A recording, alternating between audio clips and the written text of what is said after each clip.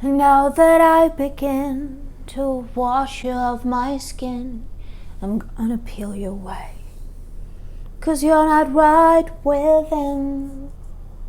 How to survive a breakup. I'm going to give you 4 steps in order how to survive this horrible moment in your life.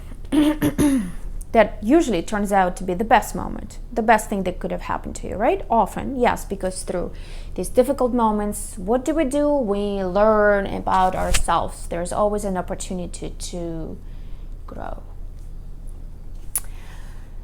Why does it feel like death? Because it is death. There is I, there is you. We form and create us, and this us is dying, is falling apart, is crumbling down, and all the energy that you put into this love is now dead. And so you are left with this huge void, this big hole, and in order to heal we have to become whole again. And it is a process. It is a process. You cannot do it overnight. And this brings me to our first step. First step is grieving. Grieving. So when your friends say, "Oh, screw him," or "Screw her, she's a bitch, let's go and have fun, we'll drink and you'll find someone else right away, you deserve to be happy." Well, don't listen to them. You're not going anywhere. You stay home on your couch and suffer, because it is the quickest way to recover. But you don't just suffer. What do? You make a present moment your best friend, because it feels like war, but there is no actual war around you. Like my grandmother had a few years ago, actual bombs were falling down on her building. There is no war, hopefully. There's no earthquake, hopefully. It's a beautiful place and a beautiful sofa, and you're completely safe, but there is a war inside of you. So what do? You go inside of that pain. Instead of running away with your friends, go drinking, you go inside of that pain. Where is it? Is it on your womb? Is it in your womb? Is it in your stomach? Is it in your chest, in your solar plexus? Where is this pain? What is it? How do you feel? How does it feel? What shape is it? Does it have a color? What texture is it? Is it a picture? Is it a sound? Does it have a smell, scent? Dive into that. Sometimes it's overwhelming. Sometimes you feel like you want to vomit. It's so normal. Go ahead and vomit. You need to integrate that wound, that pain, into the present. That's the only way to heal.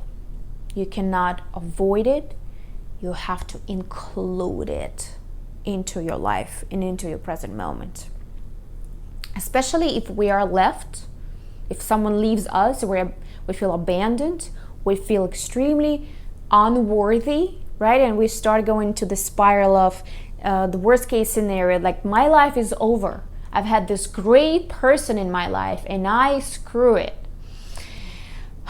And no one will ever treat me the way he treated me, right? But it's a myth.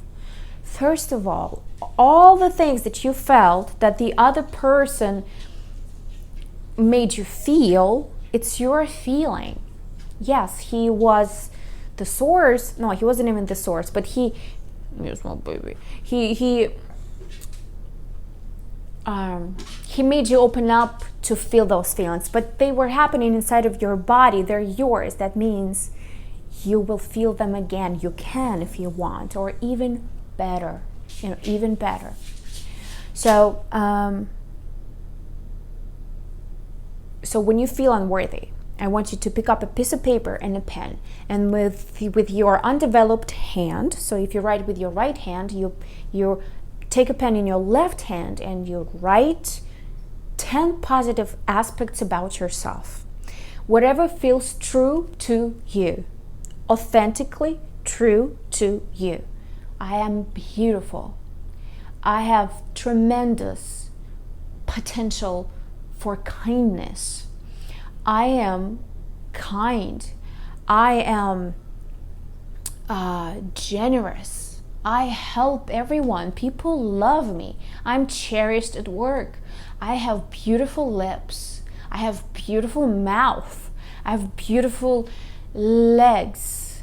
I am sensitive, and therefore I'm able to enjoy and feel things like other people can't. Whatever feels true for you, you write it down slowly, mindfully, with your left hand. Yes, that's all included in the process of step number 1, grieving. So when you especially feel powerless, right?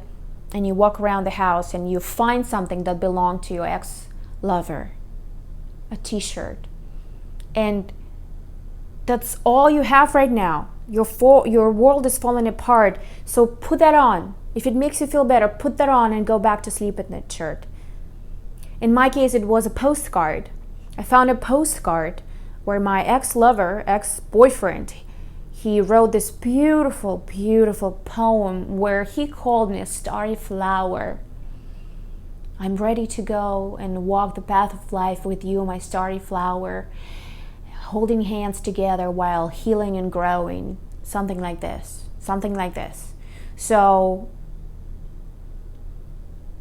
I pressed it to my chest and I went to bed with that postcard. And yes, it was thick and with pokey corners and it was uncomfortable, but it didn't matter.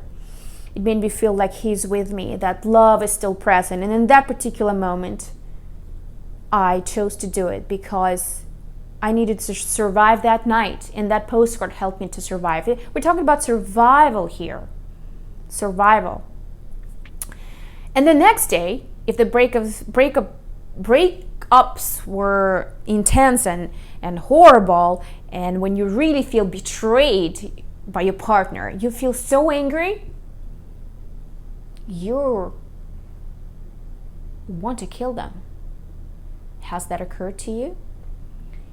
Don't be shy. It happens to a lot of people. It's completely normal. It's that your inner parent or inner protector or inner boy that's standing up for you to punish, to kill that person who caused harm to you. You know what? Go ahead and kill him. Go ahead and kill her in your mind only. Yeah, you can think of all these juicy details as to how you're going to do it or how he's going to cross the street and all of a sudden the truck will come. Go ahead and do it. It will make you feel better. In your head only. Yeah? And then once you do that, once you go through all of these different emotions from feeling unworthy, powerless, anger, and vindictive, there will come a time where you have to, and that brings us to step number 2, fully accept the situation. That relationship is over. You will not have these relationship ever again. And yes, even if you're going to reconnect in the future and get married, there will be 2 different people and a completely different relationship, because the relationship you had did not work. So it's completely done and dusted. It's over.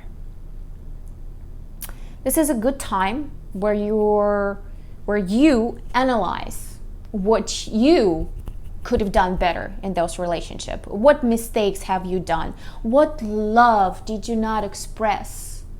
What criticism you instead expressed and crushed your partner? So think about all of those things. Write them down and work through them. Why were you so angry that particular moment? Identify that. What was the anger is a cover-up emotion. There's always a wound underneath the anger. So identify that wound and work with it directly, right? It's a time to heal. So hire a therapist, hire help to identify those wounds.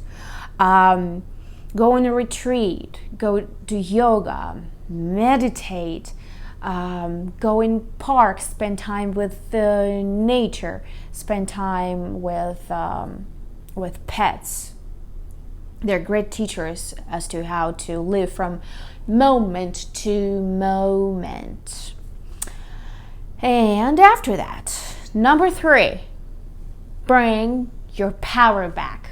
And it's easy. For men, go into your masculine energy. And for women, go into your feminine essence. Masculine, and imagine penis or sperm, which is very pervasive, goal-oriented no matter what, action-oriented, energetic, powerful, and then imagine pussy or egg, very soft, open, warm, watery, juicy, soft. What else? Receiving, waiting, sitting to accept. That's your feminine essence. Cultivate that. For women, there are so many beautiful meditations online. How to cultivate your womb, how to cleanse your womb from unwanted energies, how to be in your body, how to pleasure yourself. That's a good one. Learn how to masturbate. A lot of women don't know how to masturbate. That's a great tool to enhance your femininity. And if you do know how to masturbate, then expand that adventure. Learn about extended orgasm. Learn how to squeeze all of the muscles of your vagina separately. Like if I ask you right now, could you squeeze your clitoris? Squeeze your clitoris right now. What's happening? For most women, you squeeze everything, right? You can't separate all these different muscles. So once you practice that, you will be able to squeeze your anus, your vagina, your uterus, your clitoris, all on its own. It's very entertaining. Get to know yourself. Women, get to know your bodies. They're amazing. And this brings us to step number 4. Go back into the world. Yes. If you're 20 years old, if you're in your 20s and you have a whole life in front of you, you can quit dating for as much as you want. For a year, for 2 years, and just and turn all the energy onto yourself, exercise self-development and all that. But if you're 35 or 40 and if you want to get married and have a family, then don't wait too long. Sign up on a dating site and go out on dates. Make a nice profile and go and date. And yes, sometimes you will want to run away and rather sit home and cry over your ex. It's normal, but just go and sit there. There's a whole other universe is sitting in front of you. Be genuinely curious and open about this other universe sitting in front of you.